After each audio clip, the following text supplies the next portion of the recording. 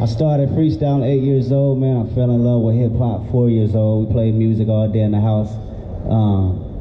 Yeah, it's always been my passion. Kendrick Lamar has redefined rap for the new generation. His extremely decorated career thus far is only really just getting started. His release of the album Damn is the only non-classical, non-jazz album to be awarded the Pulitzer Prize for Music. His albums have paved the way for this new era of rap. He faced some controversy for his lyrics, which we'll get into later. Lamar's impact is undoubtable, with many critics considering him the greatest artist in production right now. A media scholar even stated that he joined a long line of African-American artists and activists who, quote, worked both inside and outside of the mainstream to advance a counterculture that opposes the racist stereotypes being propagated in white-owned media and culture. And now Kendrick Lamar is set to share the stage with other musical greats Dr. Dre, Mary J Blige, Snoop Dogg, and Eminem, in what is set to be one of the greatest events in rap history. As part of our Super Bowl series, we're covering Kendrick Lamar. That being said, I'd love to hear your suggestions for future episodes. Leave them in the comments down below, and don't forget to like this video for more content just like it. Here we go. Kendrick Lamar Duckworth. Yeah, Duckworth is his actual last name. I think it's pretty self-explanatory why he decided to go by his middle name instead. He, like Dr. Dre, grew up in Compton, a rough neighborhood in Los Angeles. Although not in a gang himself, he was surrounded by them. His own father was in the notorious gang called Gangster Disciple, and his best friend was part of the Bloods. He grew up in poverty and on welfare and community housing. Despite his lack of access to a proper childhood, Lamar kept his head down and was considered a loner by a lot of people around him. He achieved straight A's in the high school that Dr. Dre himself attended before he transferred because of how dangerous the school was. In 1995, when he was 8 years old, he witnessed his idols Tupac and Dr. Dre filming the music video for their single California Love. Lamar credits this as a very significant moment in his life that sparked his interest in musical pursuits. In 2004, when he was 16 years old, Kendrick released his first full-length project. It gained him local recognition, so much so that he signed with Top Dog Entertainment, which at the time was newly founded but would go on to become extremely successful as it grew alongside Lamar. During these early stages, he used the pseudonym K-Dot, while featuring alongside other artists like J-Rock and Ya Boy. After he released an album directly inspired by a Lil Wayne album, one that Lil Wayne himself encouraged, he decided to drop the K-Dot moniker and instead go by Kendrick Lamar. By 2011, he was performing alongside MGK and B.O.B. at the BET Hip Hop Awards. Snoop Dogg even dubbed him, quote, the new king of the West Coast, despite him only having one official album under his belt alongside several mixtapes.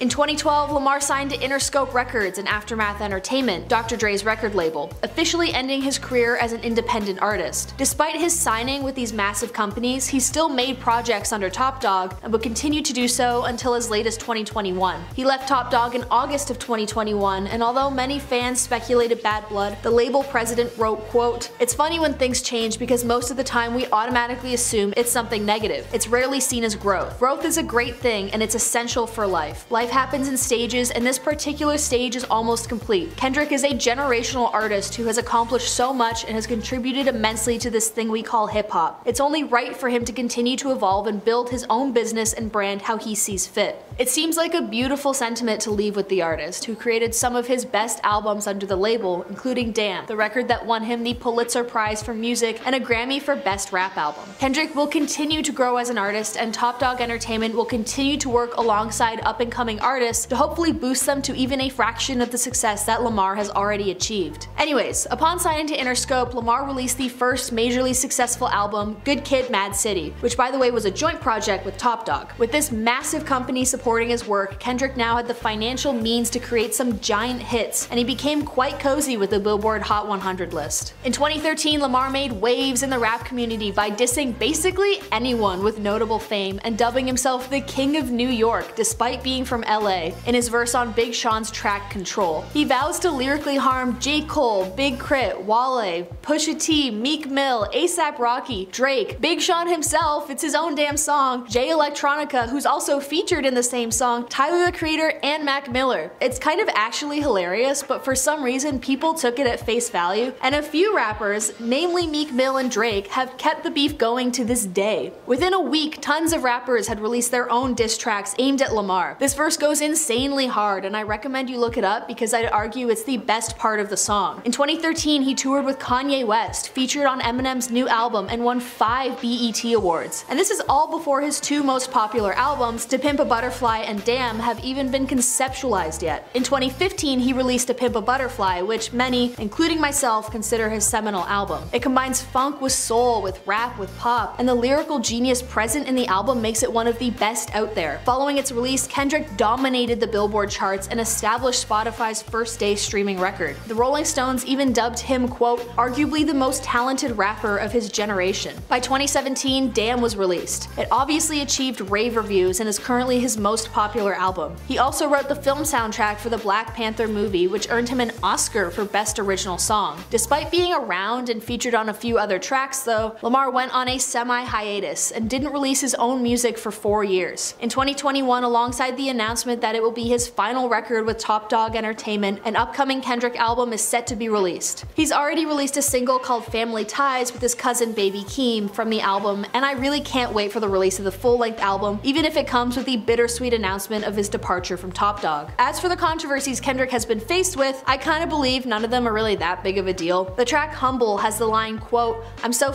sick and tired of the Photoshop, show me something natural like Afro on Richard Pryor, show me something natural like with some stretch marks. He got into some hot water for that line and was accused of putting down women who enjoy makeup. I think that's total. It's not about putting down women who, in the music industry, are the standard, who are the ones constantly praised for their beauty and agelessness. That statement is asinine and makes me so angry. It's like saying the body positivity movement is mean to skinny people. Like, get your head out of your butt for just 1 second. Kendrick wants realness, he wants rawness from people, and depicting humanization, like with stretch marks, should be celebrated by women. It's way more of a feminist move than all the women on Instagram who constantly airbrush and facetune their photos to the point that they resemble Barbie dolls more than real people. SZA, one of my favorite artists, also defended Lamar for the lyrics and appeared in the song's music video. Kendrick Lamar is genuinely one of those people that I think is actually a good person. He's engaged to his high school sweetheart who's a beautician, he's a devout Christian and has spoken at length about his religious views in his music. And I mean, I know he literally has a song dedicated to this, but I think he's a very humble dude. We see time and time again where artists get a taste of fame, drop their normal partner, and disavow their morals in favor of partying with supermodels. But Kendrick's not really like that. He acknowledges his talent, sure, but he knows himself and he's kept true to what makes him such a relatable dude. As for right now, we all know that Kendrick is going to feature alongside Dr. Dre, Eminem, Mary J Blige, and Snoop in what is set to be one of the best Super Bowl halftime shows ever. Fans are so pumped, and so am I. One Twitter user wrote, quote, I feel like saying F it and pay the $6K for a Super Bowl ticket. TBH, not even for the game, just to see Eminem perform. A lot of people think this is going to be the best halftime show yet, and I think I'm gonna agree with them. But that's not the only thing on the go for the rap artist. Last month it was announced that Kendrick will be making a movie with South Park creators called Hello Cancel Culture Please. The film synopsis is sure to garner some controversy as it's about a young black man who interns as a slave reenactor at a history museum and he discovers that his white girlfriend's ancestors once owned his own. It almost sounds like a Jordan Peele horror movie plot, but I think the fact that it's a comedy may bring absurdist dark humor to, quote, satirize gentrification and racism in the workplace. Kendrick is absolutely on fire right now, and there are no signs of him slowing down. It seems that with the release of his movie, his upcoming album, and his departure from Big Dog Entertainment, we are sure to see much more of him. Frolicking and frolicking about in the muddy playgrounds of Southfield, Michigan. Exactly. I think that one will be extremely hard-pressed to find anyone who doesn't know who Eminem is. Being one of the best-selling musical artists of all time means that even if you don't listen to his music, you can at least recognize a few of his songs.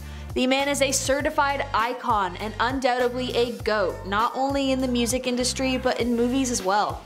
His global success has broken down long-standing racial barriers for the acceptance of white rappers in popular music, and he has become representative of the angst that the American underclass felt during the late 1990s and early 2000s.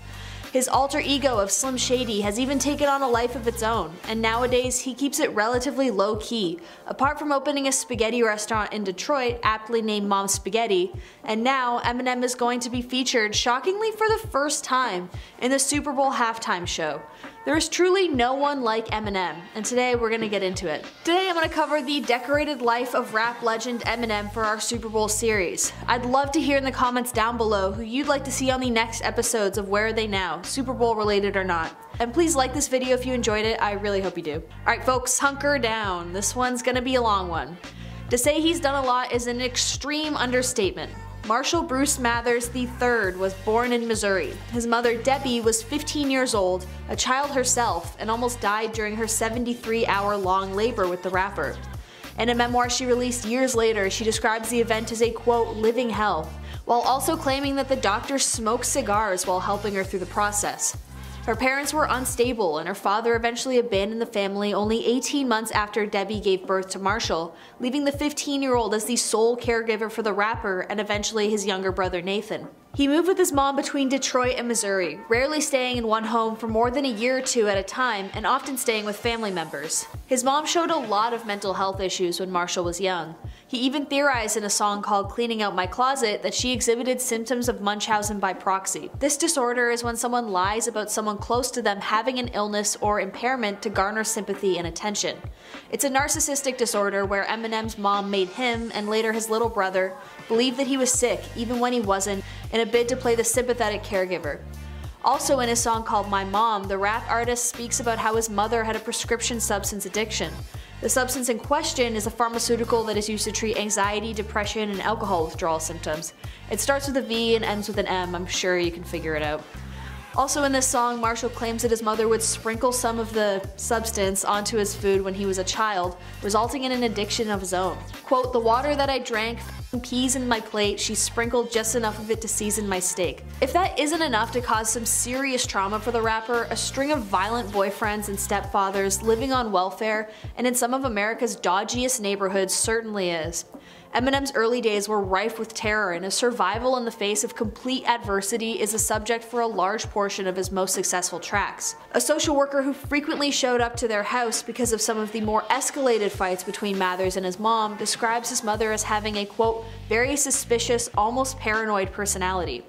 And yet, despite all of this, once her son became famous, Debbie, to this day, claims that she had sheltered him and was largely responsible for his success. Her autobiography, titled My Son Marshall, My Son Eminem, is just one giant excuse for all of her behavior as she dodges all the accusations of horrible parenting from both of her sons. As a teenager, Eminem tried to contact his father by sending him letters to his home in California. Debbie claims that they all came back marked return to sender. This childhood attempt at contact that failed must have been the main drive for why, once he was cemented as a celebrity and his father tried to enter back into his life, he responded with the lyrics, quote, when you see my dad, tell him I split his throat in this dream I had, in his song My Name Is. Marshall and his family grew up extremely poor, mostly in a Detroit trailer park with a primarily black population.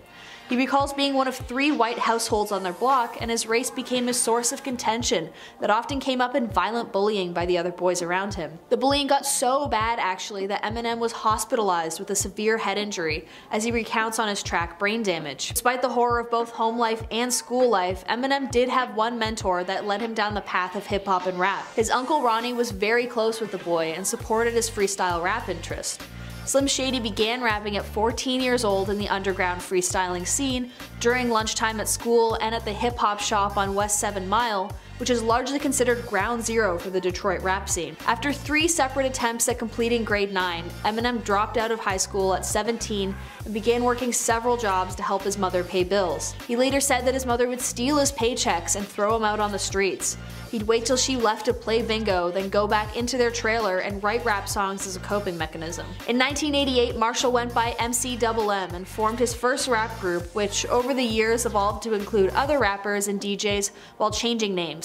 In 1991, when the rapper was 19 years old, his main supporter and uncle, Ronnie, tragically passed away by his own hand. Marshall was so devastated by the event that he stopped publicly speaking for days and didn't attend his funeral. Despite that major life event, Eminem kept pursuing rap, and in 1996, he released his first album, Infinite. It was a commercial failure and lacked the artist's signature comically violent rhyming style. Also during this time, Haley Mathers was born. Her mom, Kim Mathers, was living with Eminem and his mother in a trailer park during the time, and despite their extremely rocky relationship, they decided to get married. The negative feedback he got from his initial album led Eminem down the path towards crafting angrier, more expressive tracks for which he is now known for. Despite struggling through a job washing dishes at a local diner where he worked 60 hours a week just to support his newborn baby. He was fired a few days before Christmas one year and attempted to take his own life after the accumulation of stress coupled with his unresolved prescription intake issues. In 1997, Eminem developed the alter ego Slim Shady, a sadistic and violent character who raps with an angry and aggressive style. He released the Slim Shady EP and then traveled to Los Angeles to compete in a battle rap competition while both homeless and jobless. He placed second, and an Interscope Records intern who attended the battle encouraged the CEO to listen to the tape. The CEO played it for Dr. Dre, who later recalled, quote, "In my entire career in the music industry, I have never found anything from a demo tape or CD. When Jimmy, the CEO, played this, I said, find him now."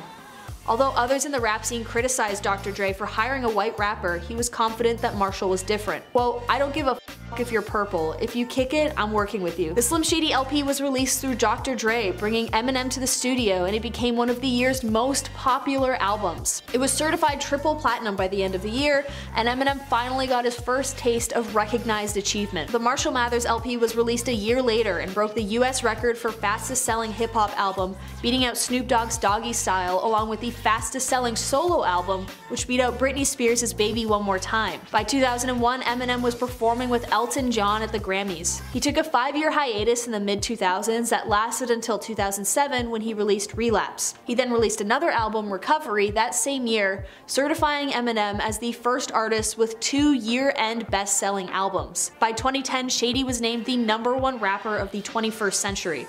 As for acting, Mathers appeared in a small role in a 2001 movie and cameoed as an extra on a Korn music video. But in 2002, Eminem made his Hollywood debut with the semi-autobiographical film 8 Mile. The movie is more so an account of growing up in poverty in Detroit rather than a genuine account of his own life. But nevertheless, the track Lose Yourself came out of it, and the movie holds up so well to this day. In his personal life, Marshall married the mother of his daughter twice, but the relationship was extremely rocky and never quite worked out, despite them being high school sweethearts. Her name was Kim, and despite trying to make it work, Kim was severely entrenched in substance issues.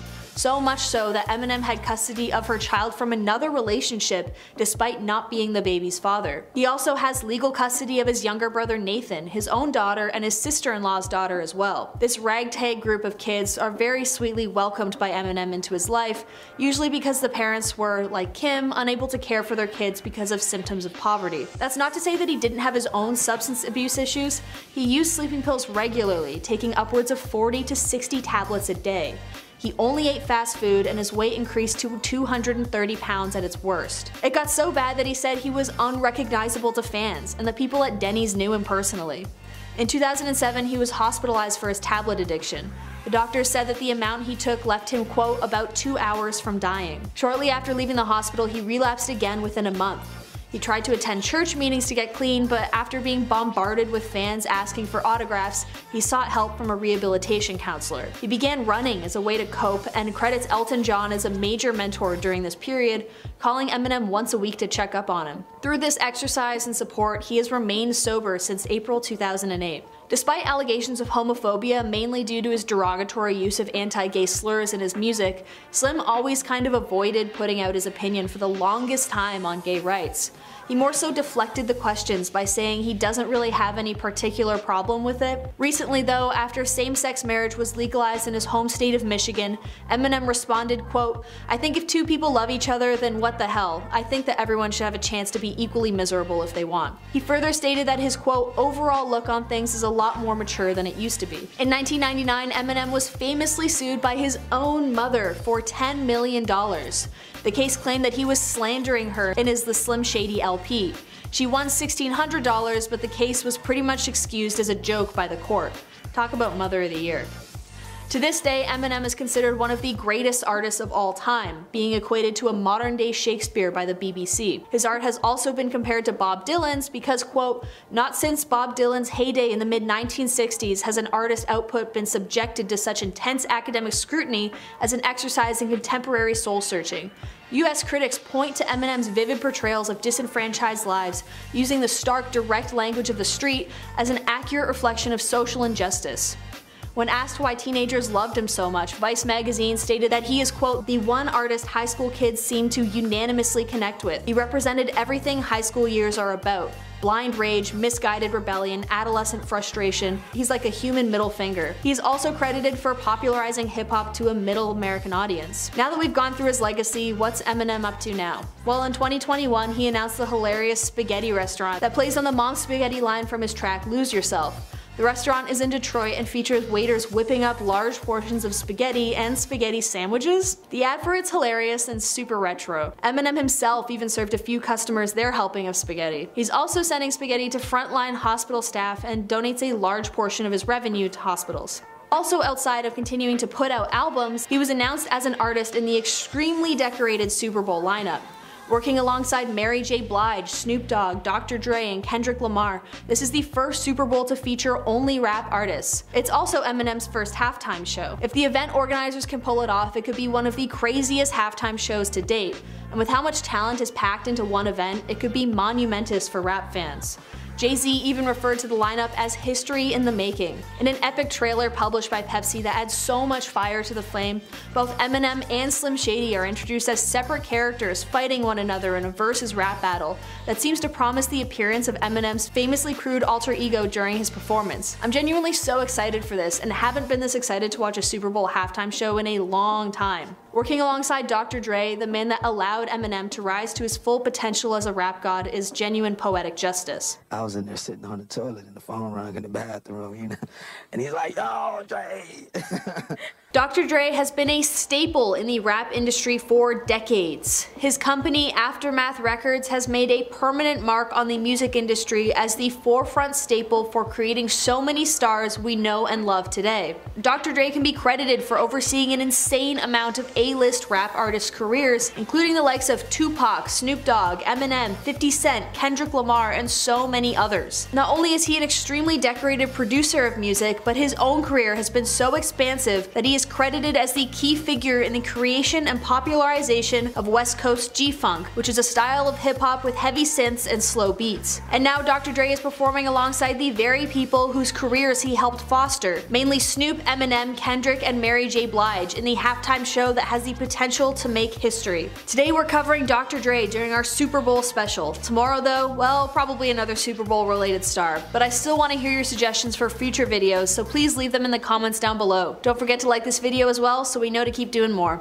Now let's get into it. Dre was born as Andre Young in Compton, California. At the time of his youth, Compton was an extremely impoverished area with routine violence. It has the highest crime rate in California and was the hub for gang violence, primarily caused by the notoriously feuding gangs the Bloods and the Crips. Dre went to high school in Compton, but due to the commonality of gang violence, he had to transfer to a much safer suburban high school. His family moved very often and lived in apartments and houses between many different Los Angeles neighborhoods. Dre credits his grandmother for being his primary caregiver during this time, as his parents were divorced and more focused on their new families with other people. During high school, his education was constantly on the brink due to poor grades and frequent absences. He eventually graduated from an adult school to make his mother happy, as she attempted to press the importance of education onto her son. Starting as a DJ, Dr. Dre adopted his moniker pretty early on, initially naming himself Dr. J before changing the J to his nickname. While DJing, he met many aspiring rap artists who would go on to pioneer the gangster rap genre. He joined a musical group called World Class Wrecking Crew, which dominated the mid to early 1980s electro-hop scene. In 1986, when Dre was 20 years old, he met Ice Cube and they collaborated on a few songs for a record label run by my personal favorite hip-hop artist, Eazy-E. Together they formed NWA, a gangster rap group that was heavily riddled with profanity and aggressively described their harsh lives and environments that fostered urban crime and gang lifestyles. It's important to note that while their music was largely seen at the time by white Americans as inappropriate, and in a lot of cases their music got pretty much zero radio play, the genre allowed a disenfranchised population of people gain a sense of belonging. The music is written by black people for black people, who for so long have been under the boot of an established power that couldn't care less about them. It allowed for expression, politically and culturally, that reflected the violent systems they were forced to grow up in. Just look at their song, The Police. The song is the subject of countless academic journals. It's unflinching in its depiction of the unfairness and often unwarranted hostility that black people face every day at the hands of the cops. The system was so angry about their first album, Straight Outta Compton, that would go on to become a full-fledged movie, that the FBI sent their record label a warning letter in response. Eventually, Dre left NWA and created Death Row Records with Suge Knight. Together they introduced some of the greatest artists of all time to the industry, including, but most definitely not limited to, Snoop Dogg, Corrupt, Daz Dillinger, Nate Dogg, and the Lady of Rage, and way more. Dr. Dre almost single-handedly ushered in the golden age of G-Funk, which combined the funk elements of the past with gangster rap and angry, gut-punching lyrics. In 1995, he and Knight signed Tupac, who is considered one of the greatest artists of the 1990s. Only a year later though, Dre left the company and claimed that Suge Knight had become corrupt, financially dishonest, and out of control. That being said, it allowed him to form his own company, Aftermath Records, and even though it had a very rocky start on the heels of Tupac's death, it produced some of the greatest musicians of a generation. Their first commercial success was the track No Diggity by Blackstreet, which took a more R&B spin to the traditionally gangster rap label. The song rocks. It's a mainstay on my own playlists among millions of others. It kind of symbolized the ushering in of a new stylistic era for Aftermath Records, focused more on rhythm and smooth beats rather than a harsh gut puncher. Then in 1996, the company was on the brink of financial ruin when it made the decision that would change the company and the world forever. He signed Eminem, whose style was so unique people couldn't help but pay attention to him. During the 2000s, Dre focused more on fostering the creativity of other artists on his own label. He featured consistently on his signees' albums and helped them hone their craft in the ever-evolving industry. In 2011, he announced that he would take a break from music to focus on his headphone company to, quote, work on bringing his Beats by Dre to a standard as high as Apple, along with wanting to spend more time with his family. He's worked on a few things since then, but largely slowed as he's gotten older and changed his priorities. As for his personal life, he became a father at 16 years old with his 15-year-old girlfriend. The boy was brought up by his mother and had only met Dre when he was 20 years old. Over the years, Dr. Dre had 7 kids with various women before he married Nicole Thriot in 2001. They sadly divorced in June 2021 due to irreconcilable differences. Neither party had actually spoken publicly about why they got divorced, and it came as a total shock to Dr. Dre fans because they seemed so strong together. But some news sites theorize that their marriage may have come to an end because of the insurgence of attention given to the rapper's controversial history with women. 3 separate women came forward with their accounts of Dr. Dre violently harming them, with one instance occurring while one of the women was pregnant with his child. After the 2015 release of the film Straight Outta Compton, Michelle, Dre's ex-girlfriend and fellow artist, stated that she was both surprised and glad that her experience wasn't depicted in the film. She said, quote, "The truth is too ugly for the general audience." She said that Dr. Dre has broken several of her bones and left her with physical scars from regular harm. It took until after the film was released for Dre to actually even apologize. In a New York Times statement, he said, quote, "25 years ago, I was a young man drinking too much and in over my head with no real structure in my life. However, none of this is an excuse for what I did. I've been married for 19 years, and every day I'm working to be a better man for my family, seeking guidance along the way. I'm doing everything I can so I can resemble that man again. I apologize to the women I've hurt, I deeply regret what I did, and know that it has forever impacted all of our lives." While I'm sure finally receiving an apology for his actions may have led to some closure, a lot of people were upset because it seems that he only really apologized because he wanted the movie to do well, and didn't want his reputation to be ruined. Too little too late, especially considering he rarely, if ever, mentioned how brutally he hurt the women he was with for many years. Now though, Dr. Dre is set to dominate the stage of the Super Bowl halftime show with none other than the very people whose careers he helped bring to the spotlight all those years ago. He'll perform beside Snoop Dogg, Eminem, J Blige, and Kendrick Lamar on stage for the first ever all-rap lineup in the Super Bowl. It's poetic justice that this is all going down in Inglewood, California, not far from Dre's very own neighborhood of Compton, and oh so close to the birthplace of West Coast hip hip-hop and gangsta rap. Dr. Dre himself even stated that the event would be, quote, an unforgettable cultural moment. All 5 musical artists together have a combined 44 Grammys, and if the event organizers can pull it off, this stage is set to be one of the most exciting events of the 21st century. Either way, it's bound to be unforgettable, and every rap fan should tune in to see how these musical giants play off of one another on one of the world's biggest stages. Where'd you get that name, Snoop Dogg, anyway? Well, when I was a kid in the 70s, I used to watch a show called Charlie Brown, and there was a certain character on there that I used to love so much, and my mother said I started to look like him. Snoop Dogg has had a controversial history, to say the least. The gangsta rap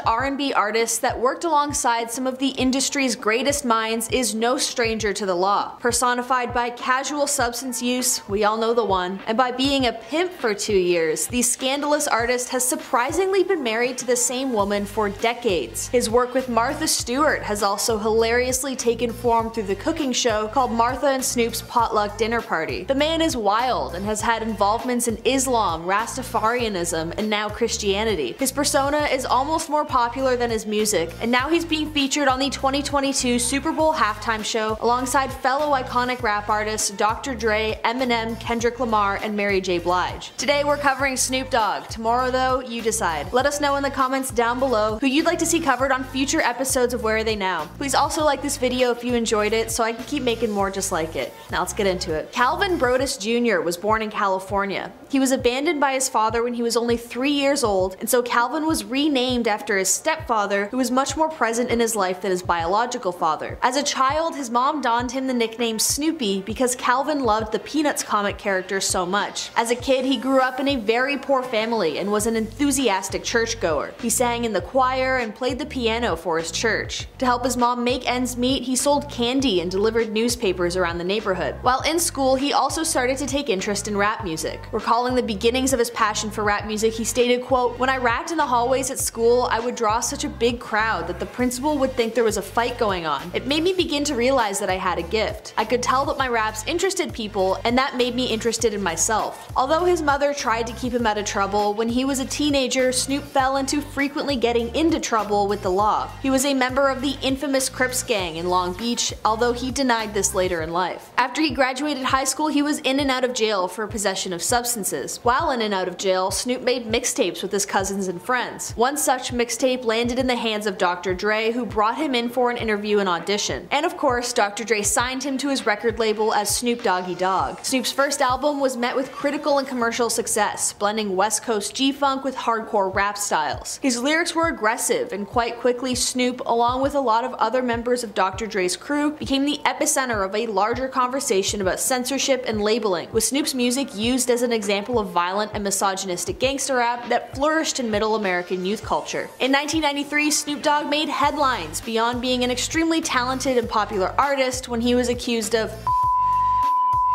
3 years after the trial came to light, Snoop was acquitted of this charge. This acquittal changed his life around, and Snoop largely credits it as a moment in which he decided to calm down and change his lifestyle. He didn't want to continue living the gangster lifestyle because he felt that continuing this behavior would either result in his assassination, like with Tupac or Biggie, or a prison term. Speaking of Tupac, the last song he ever did was a collaboration with Snoop, which they recorded in the studio only 6 days before he was fatally shot. The death of his friend, along with his near brush with incarceration, marked a shift in Snoop's musical style. Instead of the hard, aggressive rap that was his previous albums, he leaned more into the funk aspect of G-Funk and approached it with a much softer tone. The album he created in this style didn't do as well as its predecessors, but he began appealing to a different type of audience. Snoop even performed at Lollapalooza, a music festival that features mainly alt-rock, and the audience formed a small mosh pit, something the artist has never experienced before during his performance. The records that Snoop created following this shift to a softer aesthetic slowly gained in traction, and upon the release of the track Drop It Like It's Hot, Snoop cemented himself the #1 spot on the Billboard 100, a first for the artist. In the early 2010s, he also featured on more pop-driven artist songs, including Katy Perry with California Girls and the Gorillaz with his Plastic Beach album. He also went through a short stint of being referred to as Snoop Lion, where he became interested in producing reggae tracks. He released a few albums under that name that achieved moderate success before he changed his stage name back to Snoop Dogg Dogg upon returning to his traditional style of funk and rap. He is also, in 2022, announced that he's going to release his 19th album on the same day that he's set to appear on stage at the Super Bowl halftime show. Outside of his domination of the music industry, Snoop Dogg has appeared in several movies and television shows, including Starsky and Hutch and Bruno. He's also worked on a few sketch comedy shows, a couple Comedy Central roasts, and some game shows. He also, in 2008, appeared on The Martha Stewart Show, where they made mashed potatoes together, and the audience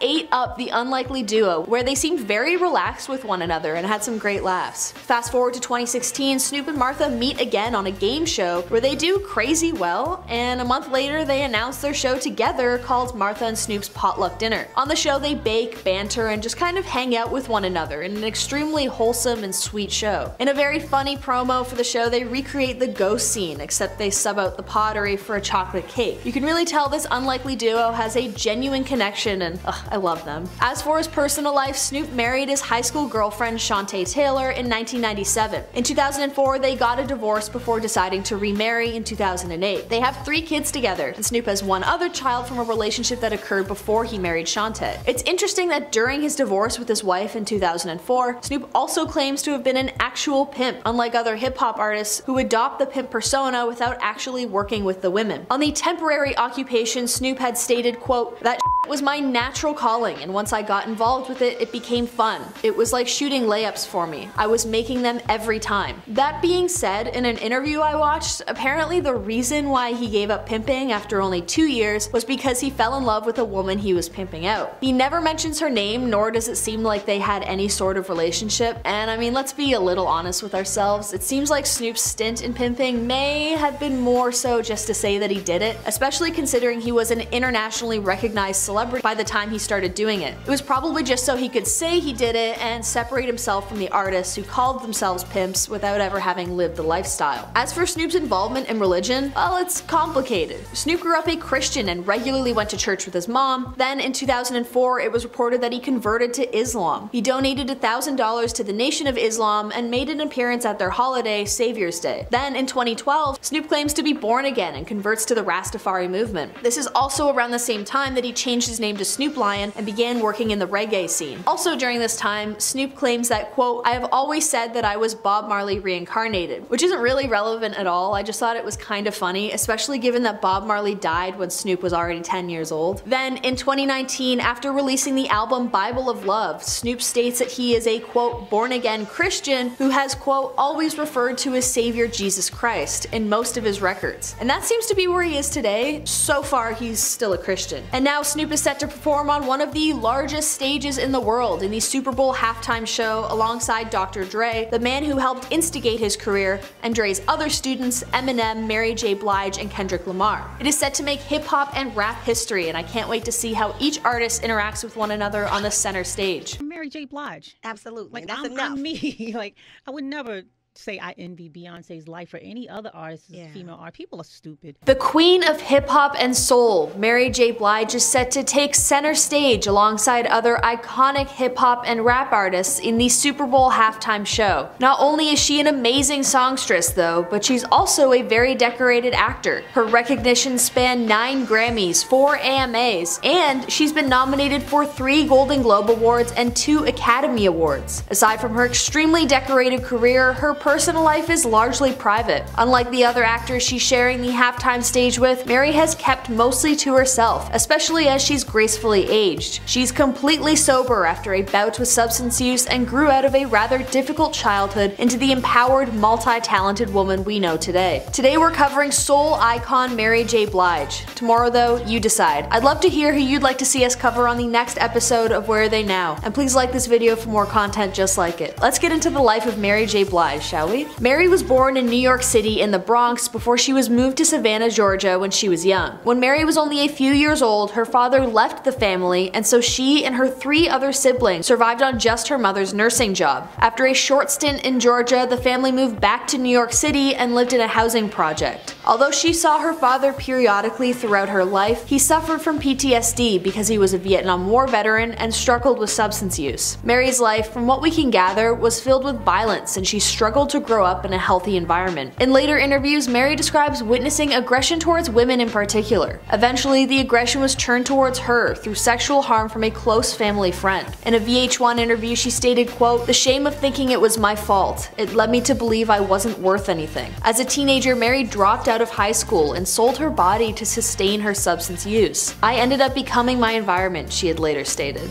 Then everything changed on the day that Blige decided to go to the mall. As a teenager, she was shopping for clothes when there was a little karaoke booth. She went up and sang a cover of an Anita Barker song. Blige's mom's boyfriend at the time was recording the cover, and he was so impressed by the 17-year-old's talent that he sent the recording to Uptown Records. Well, it must have worked because Uptown Records got into contact with the young songstress and she became the first female artist and the youngest artist ever to sign with the label. Sean Combs, aka Puff Daddy, personally guided her to stardom and placed her as a backup singer to make a living while she created her very first album, What's the 411, which was released in 1992. As Mary rose to fame, her albums became pieces about the different stages in her life. While Mary was relatively private and had stayed out of trouble in her adult life, you can really see her path and her hardships throughout her soulful and passionate tracks. Throughout the course of her 8 multi-platinum studio albums, she's titled albums as No More Drama, indicating a need to move on with her life, and the breakthrough being, quote, "I was sick and tired of being sad and depressed and hating myself. I just needed a breakthrough in this healing." In 2003, Blige married her manager at the time, Martin Isaacs. They seemed absolutely inseparable, and their marriage lasted until 2016. The 12-year relationship ended when she discovered he'd been cheating on her. The only way she found out was when she questioned a more than $420,000 charge, which turned out to be travel expenses for both her husband and his girlfriend. It took them 2 years to finalize their divorce, and during this time, her estranged husband was apparently hospitalized due to the stress of a public breakup. During the divorce hearings that followed, Mary accused him of using the hospitalization as a way to get more money out of his wife, which luckily he didn't. Since her divorce, Mary has been focusing on building herself up in a way that doesn't rely on men. In an interview after her divorce was finalized, the soul singer opened up about the feelings of loneliness and isolation since her split. Quote, "It gets lonely and it gets sad, but you know, I just gotta thug this out until something excellent comes along. I'm not going to deprive myself of living, and I'm not going to deprive myself of romance if it ever shows up." And that's the beauty of it. She's open to love but won't destroy herself if it doesn't come, signaling true maturity from a woman who is able to love herself whether she's with a man or not. While her musical career is what she's best known for, Mary is also very decorated for her acting skills, beginning her on-screen journey in 1998 with an appearance as a preacher's daughter on an episode of The Jamie Foxx Show. Then she began transitioning into the film world with the indie drama Prison Song before she went back to television with appearances on Entourage, 30 Rock, Empire, Umbrella Academy, and Blackish. In 2017, she played a larger role in the Netflix movie Mudbound, a very dramatic pivot from her lighter work. Her work in this role earned her 2 nominations for Academy Awards in Best Supporting Actress and Best Original Song. Although she didn't win the Oscar, it really showed how multi-talented she was to be able to dominate both the music and movie industry at the same time. Mary's love for the movie industry doesn't end with acting though. In 2019, she established a production company called Blue Butterfly that partnered for a television deal with Lionsgate. In late 2020, she teamed up with 50 Cent to create a sitcom-style television show that centered on an R&B singer whose bachelor lifestyle gets flipped upside down when he is unexpectedly thrown into fatherhood and has to raise his sister's 4 musically gifted kids. Using their advanced knowledge of the music industry, 50 Cent and Mary J. Blige combined their brainpower to create a family-friendly program that did really well for both parties. And under the guidance of her own production company, her entrepreneurial skills have allowed her to create successful television that's completely separate from her initial singing career. In 2021, Mary was also the subject of her own documentary called Mary J. Blige's My Life, based loosely on the album of the same name. The documentary explores Mary's troubling history with substance use, depression, and harmful relationships. It shows the star in her younger years as she struggled to get her bearings in a world that was unwilling to provide space for her. Eventually though, as she got older and wiser, she became able to stand on her own without the support of a partner and overcome her personal struggles to become as powerful as she is today. And you can see the transformation in her real life too. Having been sober for decades now, Mary admits that it was one of the toughest things she's ever had to do in her life, but it's all worth it. Not being a mother herself though, Mary is often asked if she'll ever decide to have a baby, to which she usually replies, quote, "Right now it's about me and little Mary. It's like that's my baby girl, my little girl. girl. She says in reference to nurturing her own inner child. It's all about self-love and self-reflection for the soul singer, who is so proud of herself for overcoming a dark moment in her life through which she wasn't entirely sure she was even going to make it out of. And now in 2022, Mary is set to take the stage of the Super Bowl alongside fellow hip-hop and rap artists Kendrick Lamar, Eminem, Snoop Dogg, and Dr. Dre. Having worked alongside many of these artists in the past, it's so amazing to see them come together once more in one of the largest and most watched events in the world. I have no doubt that these artists will dominate the stage and make history in the music world. Dubbed the queen of hip-hop and soul, Mary sets herself apart from the other performers by being credited for her creation of a union between hip-hop and R&B to create a unique flow that only she is able to work with. With only a short time left before the Super Bowl, I'm sure this is going to go down in history as one of the best halftime shows yet. So how do you feel about Mary J. Blige's story? Did any part resonate with you? Let us know in the comments down below. And please don't forget to subscribe to this channel for more content just like it. Thank you so much for watching this episode of Where Are They Now? I'm your host Sierra. Have a great day.